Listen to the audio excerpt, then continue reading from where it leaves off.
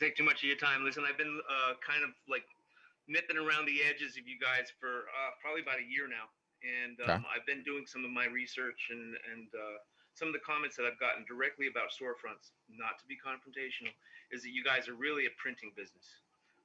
Is there any credence to that? None whatsoever. None whatsoever. I mean, you know, do we offer printing? Yeah, absolutely. But no one has a printing problem. To my earlier point, you have a marketing problem. And until Yeah. we solve the marketing problem, you can't even have the printing problem. You can't even have the website problem. So Right. the printing's there, but that is so far down the stream of the primary problem that we're solving. Primary problem we're solving is teaching you how to grow a business through digital marketing, which is about the only thing that works in today's day and age in the post COVID world that we're in. So Okay. Can I ask another question? I'll please, keep it brief. no, no, please. This is what's for. Um, Take your time, Tim. I trust myself to create great art. Mm-hmm. I don't trust myself to do the back work. Yeah. The all of the nitpicking stuff that has to be done on a day in day out basis to make sure that I get in front of those eyeballs that we're all talking about Mm-hmm. takes a lot of energy and a lot of commitment. And I've heard through the grapevine again that the support systems that you guys are offering aren't necessarily there for the beginning tier artists in your organization. Yeah. So early on, the first year especially, it's really hard for people. It can be really, really hard for people, especially if they're technically challenged and they've never marketed their art or never tried to digitally market their art or do anything that's involved with running sales and just everything that we do in a digital capacity, right? And so some people get really intimidated about that, but also too, you know, and I would say whatever you've heard through the grapevine, like it's got very little to do with our system because our system and again, just hear me out. I'm not trying to be braggadocio or whatever. Our system is very, very good and there's nothing like it. Like the fact that we're running Zoom calls 6 days a week, the fact that we have a calendar that tells you what to do 365 days a year, the fact that you can get support for applications. You have a Facebook problem, we'll fix the Facebook problem. Have an Instagram problem, we'll fix the Instagram problem, right? Like the fact that you can get all that, there's no website company I'm aware of that does that. Let's table all that for a second. We have a bunch of people that come on board that sadly tell us they've validated their art. And what do I mean by that? Validated their art. Before you attempt to sell your art online, before you attempt to build your business online and do all the work that portends, you have to have sold your art to people not named mom, dad, brother, sister, family, friends. Those people will No lay in problem. they will lay in oncoming traffic for you. They would buy anything, right? And so we try to vet this out, you know, but we have sales guys like any other company, right? Like sales guys just want to get deals through. And so we have some people that will have not sold their art in that capacity, okay? And then they'll come on board and they'll market for like 2 weeks and nothing sells and they're like, you know, this is terrible for a beginner. I'm not getting anywhere. And, you know, that's really hard, right? That's like a really, really hard thing. Like, you know, you have to get your art in front of strangers and you have to get them to pull a credit card out of their wallet and pay for your art. If that's happening offline, you're ready to go online. If you have not gotten that done yet, then it's a problem, right? And so I think if you looked at like our retention numbers, meaning the number of folks that actually cancel, number one is they're just not doing any work, period. Right. And we can't help you if that's the case. If you're not willing to work on your marketing at all, that's a problem. Number two, severe technical issues where they just can't do it. They don't want to do it. Right. I don't want to learn to run a sale. I don't want to learn to send an email newsletter. I don't want to learn how to market on Facebook. I don't want to learn how to market on Instagram. That's about it. The third one is they're going to quit the business and they don't want to keep going. But in all three of those, Tim, it's mostly a validation problem. And I'm not saying that we're the best company in the history of mankind, but like relative to dollars that you get with our competitors, we just offer so much more. You know, I like there's not anyone else that's going to teach you how to sell art with Zoom sessions week in, week out for the rest of your natural born life, right? Like that's it just based on features offered, it's higher level. But for you, in your case, if you have passed that threshold, you know, you do have to have a personal come to Jesus. And I honestly don't know what the alternative is in today's day and age. And I get, yeah, I hear that, Pat. I totally hear that. And again, I have a hard time trusting myself to do that work that you suggest is something that's part of it. Now that said, I have over 14, what is it, 18,000 followers on Instagram, that's and that fantastic. hasn't that. that has not monetized yet because I don't have the place, the marketing in place to actually say, hey, this is what I got, this is what it's going to cost, and this is how I'm going to get it to you. What is it? What is your Instagram profile? I want to see it. It's Tim Eaton Fine Art. Okay, hold on. And while I'm pulling it up, what was your strategy to get to that level? Because that's a hefty clip of Instagram followers. Give it to me again, Tim. Tim, spell it to me because I can't see your name on the thing. Timeaton Fine Art. Fine Art.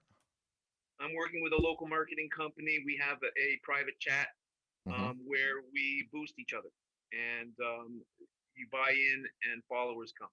Yep, got it. So sometimes, hold on, I got to get the right thing going here. So sometimes, and I'll just get this full screen actually. Sometimes when you do those things, you'll find that you get followers, but you don't get followers that are super engaged. It can be it can be hit or miss. But you know what the really interesting thing is. And by the way, as I scroll through this feed, I know you're not going to like to hear this, but I don't see a single photo of you holding up a piece of your art. I need to see more of it. I love the fact that it's on the walls. If you're doing my process stuff, I love to see that too. Yeah, there are some my process things in there, but maybe not enough of me just statics of me holding art. Definitely not. And then let's see if you're leveraging IGTV. Good. That makes me happy. I mean, I love seeing it. I love seeing it on the walls. But I'll give you Tim, a Fort instance, and we have a customer, okay, who is a big deal in certain circles, and he's got 1 million followers on Instagram, 1.1 million. Yeah. I mean, I know that 18,000 is bull. No. The point I was making with that. So there's the guy that has 1 million followers on Instagram, big deal, household name in certain circles. And then we have a gal that has 5,500 followers on Instagram, and she outsells him 7 to 1 on a yearly basis. So the point is that, you know, not all follower counts are equal, right? And not all art businesses are equal. There's no like golden rule, like if you just have this amount of followers, you're going to be able to generate this size business. Like, you know, there's just a lot to it. But the fact that you're there is impressive nonetheless. Congratulations. And you can link out of stories, which I like. You can start doing Instagram lives, you'll get attention, way more attention. But to your larger point, like, you know, I say on these things all the time, like, what the heck is an artist or a photographer supposed to do right now? All the fairs and shows, those things only work at 100% capacity, right? They don't work at some smaller percentage. The galleries, the half that are still in business, now are calling the shots, right? Because they have their competitors are out of business, and they're, you know, we hear multiple stories of them trying to renegotiate the splits to 60-40. And so it's like you either wait for that fair and show stuff to come back, your local stuff to come back, fight it out with a gallery, or what are you left to do?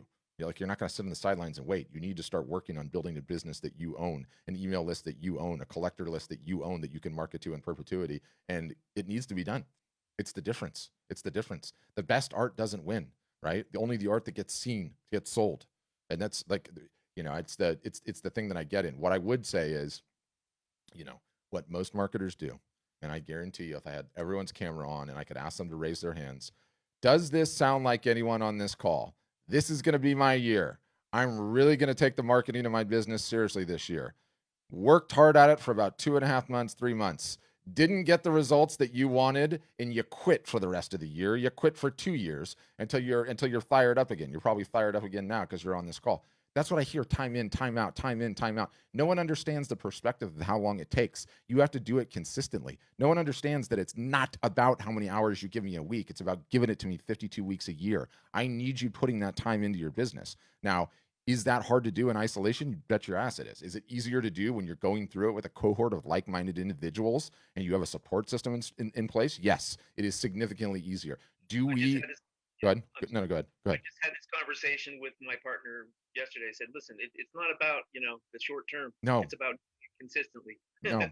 And also too, I'll say, Tim, like, that, you know, the thing that blows me away is that, like, I routinely, and this is the perspective piece, I routinely get people on these calls that are in their 70s, their 80s, and their 90s, and they're still going.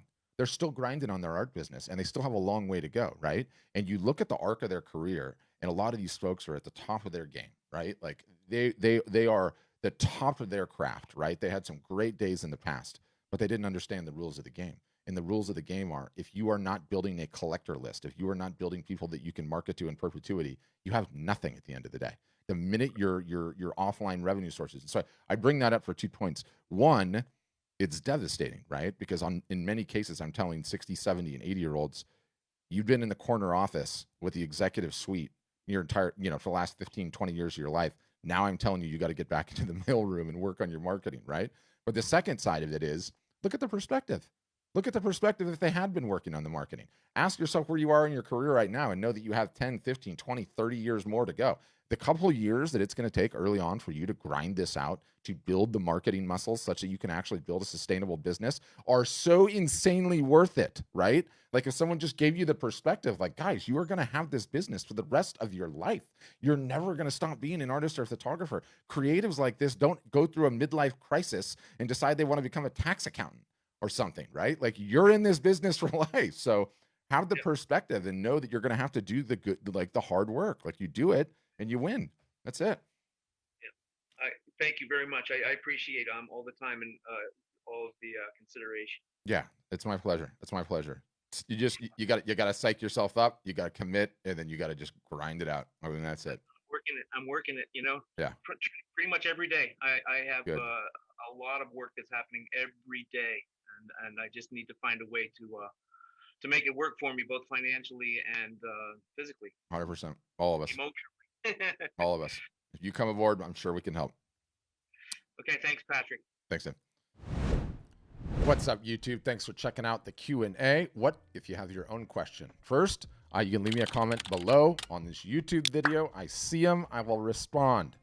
Number two, definitely encourage you to subscribe. It's very easy to do. There's some fancy motion graphics going across the screen now. But there's a subscribe button. There's a bell button. You'll know when we're live. You can come on and say, Patrick, I have a question, even from your YouTube app, which is super handy. And then the third is 3 times weekly, Monday, Wednesday, Friday, free Zoom calls, Call Me Art Business Workshops. There's going to be a link directly below me in this description. You can sign up.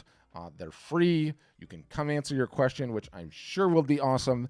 And I will do my measure best to make sure my advice is slightly better than marginal. No, but in all seriousness, I'll take a crack at answering it. Thanks for checking out this video.